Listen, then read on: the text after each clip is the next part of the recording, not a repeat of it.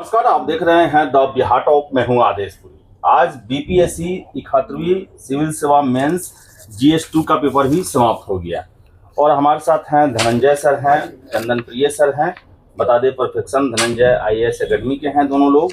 और हम चर्चा करेंगे बीपीएससी 71वीं मेंस के सेकंड पेपर को लेकर और ओवरऑल पूरे एग्जाम को लेकर। सबसे पहले धनंजय सर, क्या कहेंगे यार सर GS2 के प्रश्न पत्रों को देखते हुए? सर मैं कहूँगा GS2 के पेपर को एक स्टेप ऊपर ले गया है सर। पेपर को लेंदी बनाया गया है और आप देखेंगे एक ही क्वेश्चन के अंदर मल्टीपल क्वेश्चन पूछे गए हैं। जैसे आप पेपर 2 में साइंस एंड टेक के क्वेश्चन को देखेंगे तो 6 नंबर के क्वेश्चन में 3 सब क्वेश्चन है। देखिए 6 नंबर के क्वेश्चन में 3 सब क्वेश्चन, तो अब तो 21 क्वेश्चन पहले तो पूछ दिया, ठीक है। तो इतने क्वेश्चन का होना सर, ये बड़ा ही मैं कहूँगा स्टूडेंट जो बहुत अच्छे से पढ़ा होगा वही अच्छे से कर पाया होगा, एग्जाम के डिमांड को मीट किया होगा। दूसरा, हम पहला पॉलिटी देखें तो पॉलिटी का मैं कहूँगा ओवरऑल क्वेश्चन अच्छे थे सर, एक्सेप्ट 2 क्वेश्चंस। और ये दोनों क्वेश्चंस मैं कहूँगा यूपीएससी के लेवल पे ले गया। क्वेश्चन पूछता है, is there any meeting point between cultural nationalism and constitutional nationalism, explain some basic features of cultural understanding under the Indian con. ये क्वेश्चन दिखाता है कि वो नेक्स्ट लेवल पे प्रिपरेशन के चला गया। दूसरा question, constitutional morality is not a natural sentiment but has to be cultivated in the light of this statement. मतलब स्टेटमेंट बेस्ड क्वेश्चन जो आज तक कभी भी बीपीएससी में नहीं हुआ। ये 2 क्वेश्चन ने मैं कहूँगा क्वेश्चन का स्टैंडर्ड काफी ऊपर कर दिया। सर कौन सारे छात्र जो हैं वो इसको अच्छे से लिखे होंगे? सर वो सारे छात्र जिन्होंने डेली अपने आंसर राइटिंग को प्रैक्टिस किया होगा, वही बच्चा क्वेश्चन के डिमांड को समझा होगा। जो सीधा सोचा होगा कि हम टेस्ट सीरीज में प्रैक्टिस कर लेंगे और लिख देंगे, वो पॉसिबल नहीं है। जो डेली लिखा होगा, जो अच्छे से कंटेंट का कवरेज किया होगा, वही बहुत अच्छे से पेपर लिख पाएगा। सर क्वेश्चन देख रहे हैं सर कि जो है वो देखा जाए तो पहले ऐसा नहीं होता था। बिल्कुल। और ये क्वेश्चन भी जो है वो साधारण नहीं है कि हाँ आप कहीं से पढ़े हैं उसको सॉल्व कर दिए। पूरा सर कहा जाए तो आपकी पढ़ाई का निचोड़ जो है, समझ जो है उसको पूछा जा रहा है। क्या कहेंगे सर इसको लेकर? देखिए क्वेश्चन के पैटर्न में अगर आप देखेंगे तो कुछ बदलाव होगा। जैसे बदलाव देखा जाएगा। जैसे सबसे पहला बात क्या है कि हम लोग क्या समझ रहे हैं कि आत्मनिर्भर भारत या विकसित भारत का प्रश्न जो इकोनॉमी और ज्योग्राफी का सेक्शन है उसके बारे में बता रहा हूँ कि आत्मनिर्भर भारत और विकसित भारत के लक्ष्य को प्राप्त करने में प्राकृतिक संसाधन का प्रबंधन, समावेशी विकास और ई प्रौद्योगिकी की भूमिका, ये 8 नंबर का प्रश्न है। और इसमें आत्मनिर्भर भारत और विकसित भारत के लक्ष्य को प्राप्त करने में प्राकृतिक संसाधन के प्रबंधन की भूमिका, फिर समावेशी विकास की भूमिका और फिर ई प्रौद्योगिकी की भूमिका। मतलब क्या कि 3 क्वेश्चन एक क्वेश्चन के अंदर। तो क्वेश्चन को यूँ कह सकते हैं काफ़ी लेंदी रहा है छात्रों के लिए ऐसे प्रश्नों को सॉल्व करना। एक तो कि आउट ऑफ द बॉक्स भी कुछ क्वेश्चंस हैं, लेंदी हैं, लेकिन हम लोग यह जरूर कह सकते हैं सर कि हमने जो पढ़ाया है इस सारे डायमेंशंस को कवर करके पढ़ाया है और सारे डायमेंशंस को कवर करने के कारण ही बच्चे इसको लिखने में सक्षम हो पाए। सर क्या लगता है आपको, जैसा प्रश्न पूछा गया होगा, आपने पिछली बार इंटरव्यू में कहा था कि छात्र जो है वो कीवर्ड पकड़ते हैं, क्या ये सर कीवर्ड पकड़ के ये लिखने वाला है क्वेश्चन है? ये एकदम कीवर्ड पढ़ेंगे लेकिन कीवर्ड का कॉन्टेक्स्ट भी समझना होगा। और दूसरा सर, जैसे सर ने भी कहा कि 7 नंबर का क्वेश्चन है और 3 पार्ट पूछा है। अब जो बच्चा डिमांड ऑफ द क्वेश्चन नहीं समझेगा वो हो सकता है एक ही पार्ट को 2 पेज में लिख दे, बाकी 2 पार्ट छूट जाए, क्योंकि पढ़ा तो बहुत कुछ है। तो ये बड़ा इम्पोर्टेंट है कि क्वेश्चन का नीड क्या है और उसका स्पेस कितना है। ये बात समझेगा तो पक्का अच्छा आंसर लिख देगा, अपने इमोशन से नहीं बट क्वेश्चन के डिमांड के अनुसार।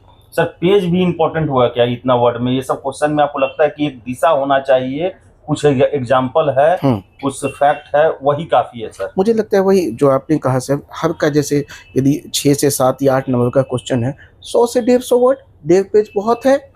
देखिए आप कंटेंट पे जाइएगा तो आप कभी पूरा नहीं कर पाइएगा, लेकिन डिमांड पे जाइएगा तो आप कम शब्दों में ही अपनी बात को लिख पाइएगा और यही इसी वजह से आप पेपर कंप्लीट कर पाइएगा। सर पॉलिटी के बारे में आपका क्या कहना है? सर पॉलिटी सर कैसा पूछ रहा है? वही पहले वाला हिसाब किताब है या फिर अप्लाइड पोर्शन पर नहीं, ज्यादा? अप्लाइड पोर्शन बहुत ज़्यादा है। मैंने भी जैसे आपके सामने 2 क्वेश्चन पढ़ा, तो ये लकली ये रहा कि एक क्वेश्चन को छोड़कर जितने 9 क्वेश्चन पूछे हैं, 5 शॉर्ट क्वेश्चन और 2 लॉन्ग में से एक, 2 लॉन्ग में से एक, 9 क्वेश्चन में एक ऐसा टॉपिक है जो मैं नहीं पढ़ाया था। बाकी 8 का 8 क्वेश्चन एकदम हमारे बुक से और हमारे क्लासरूम से।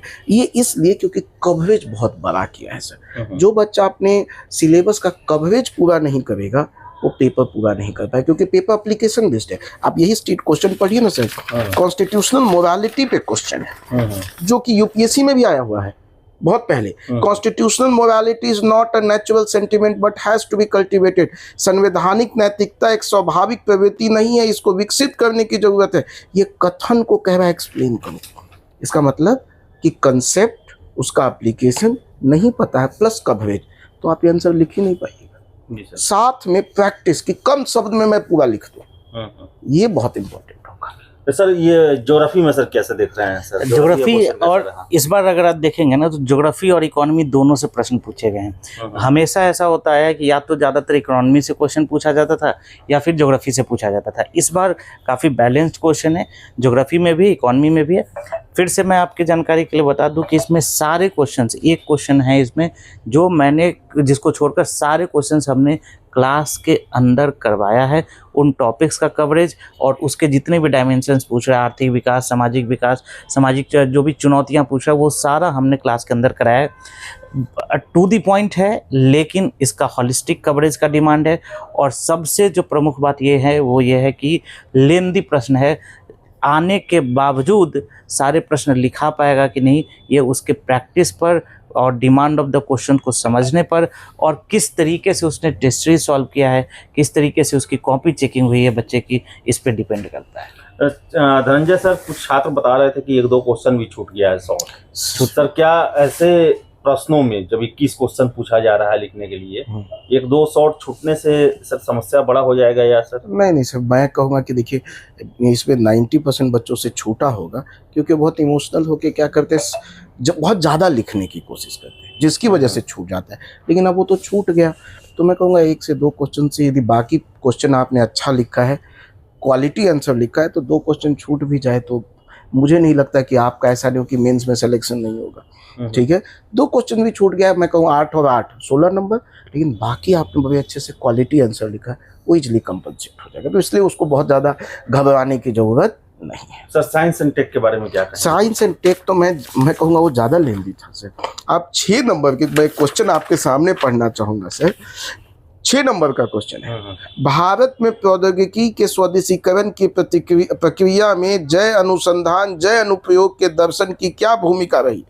कृत्रिम बुद्धिमत्ता एवं रोबोटिक्स के क्षेत्र में भारत की वर्तमान तकनीकी स्वावलंबन की स्थिति का आलोचनात्मक 6 नंबर में 4-4 क्वेश्चन पूछ दिया है।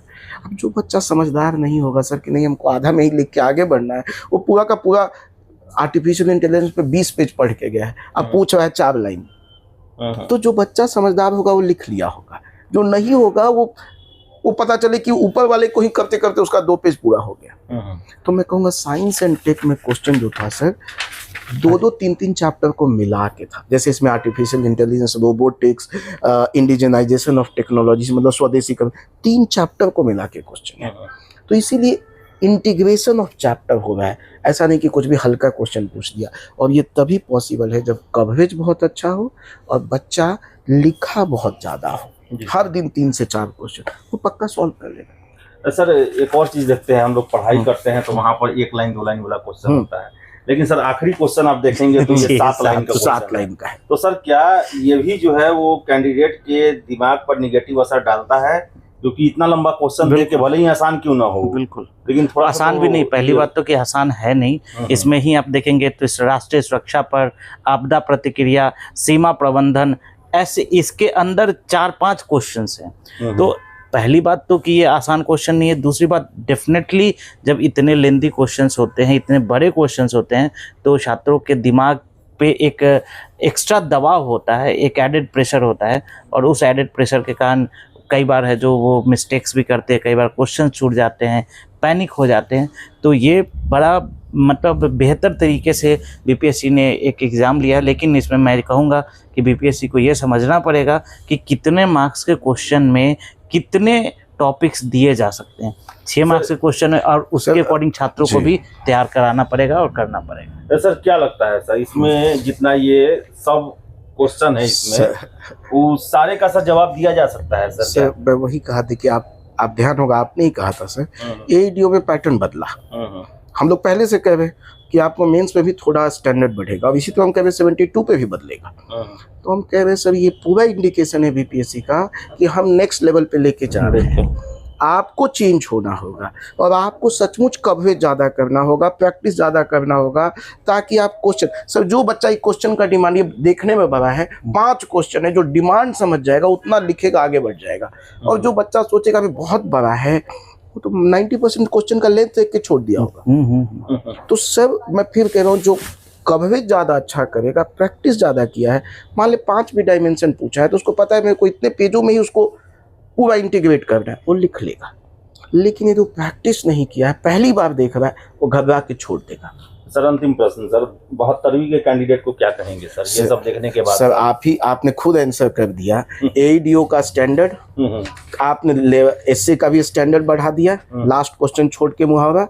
कल पेपर 1 में डीआई का देखिए स्टैंडर्ड कहाँ ले गए, और आज साइंस एंड टेक, पॉलिटी, इसको लेवल कहीं और लेके चलेगा। ये साफ इंडिकेशन है, आपको दिखेगा 72 बीपीएससी में कि जो बच्चे अभी भी नहीं सुधरे हैं, अभी भी पूरा कवरेज नहीं कर रहे हैं, अभी भी वन लाइनर की ओर फोकस है, उनको एक बहुत बड़ा धोखा मिलने जाएगा 72 में। आप क्या कहेंगे सर? बस डिटेल में पढ़ना पड़ेगा, सीधा सा कॉन्सेप्ट डिटेल में पढ़ना पड़ेगा, और जो शिक्षक पढ़ा रहे हैं उनको भी पूरा डिटेल में पढ़ाना पड़ेगा, उसकी रिस्पॉन्सिबिलिटी लेनी होगी। उसकी रिस्पॉन्सिबिलिटी लेनी होगी, और उनको भी एक बेहतर मार्गदर्शक की भूमिका में आना पड़ेगा।